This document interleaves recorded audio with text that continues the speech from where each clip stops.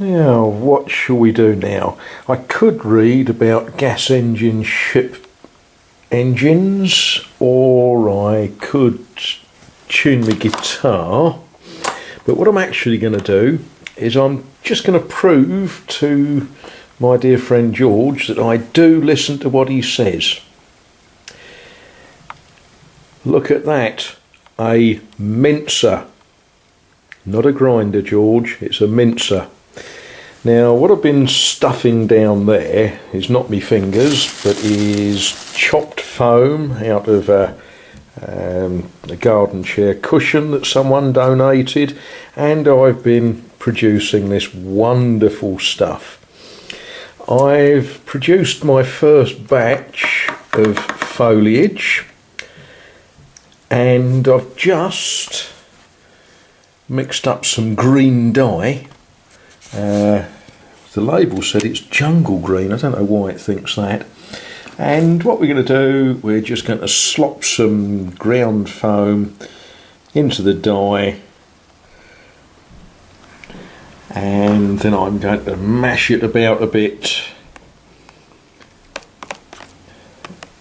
soak all that dye up. Ooh. I'm using my best teaspoon. I've just made a cup of tea, so I don't need that to stir it with. But I don't think a bit of green dye is going to affect the flavour of my tea. I think that will take a bit more foam in there. All nice and soaked in the dye. Yep, let's chuck some more in.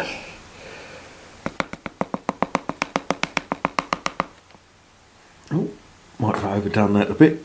Maybe, maybe not. And make a sort of green foam porridge.